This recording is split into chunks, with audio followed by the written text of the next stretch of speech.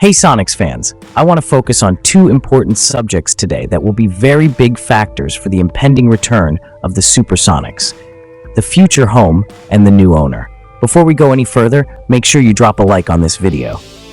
In 2008, just before leaving for Oklahoma City, the Sonics' home was Key Arena.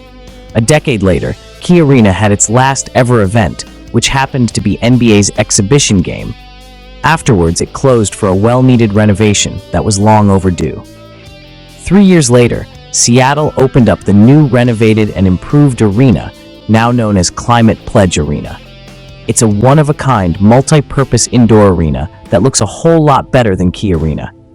It has lots of new restaurants, updated facilities, and many new changes, including a fresher look to the whole venue. It currently seats just under 19,000 people.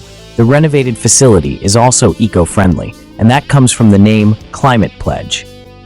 Amazon bought the naming rights as well as promoting climate change and aiming for zero carbon emissions by 2040.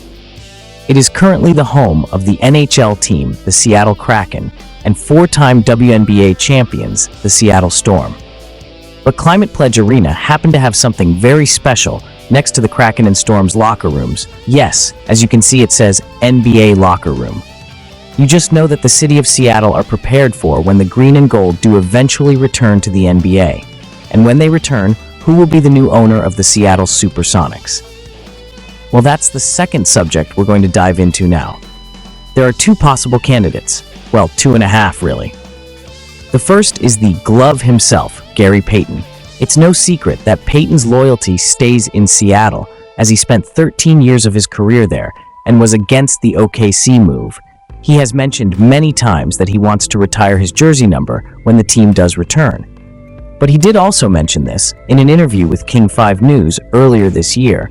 When they asked if he'd want to own a piece of the team, Payton's response was, "Jump at it."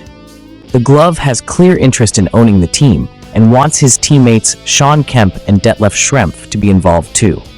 But the frontrunners that are most likely to be the main owners of the revived Sonics team are the current owner of Boston Celtics and NHL's Seattle Kraken, David Bonderman. With an estimated net worth of $6.4 billion, clearly he knows how to run sports business well. Back in 2018, he spoke to Seattle Sports about the possibility of owning a future Seattle NBA team. And he said, "If there's a basketball franchise available, we're going to go after it." Recently, Bonderman put the Boston Celtics up for sale not long after they won the NBA championship this year. If he does go for Sonics ownership, it's likely he won't be working alone, as Samantha Holloway, who is co-owner of the Seattle Kraken alongside her father, has also previously expressed interest. A source close to the situation said that Climate Pledge Arena is officially NBA ready and that Holloway will pursue an NBA team when the time is right. So the two important subjects of new arenas and possible owners are making Seattle's future look bright. According to the current mayor of Seattle, Bruce Harrell, the return of the Supersonics is supposedly closer than ever before. He is actively trying to spark that flame often to make the comeback happen. We will continue to bring more updates and development on this topic and much more.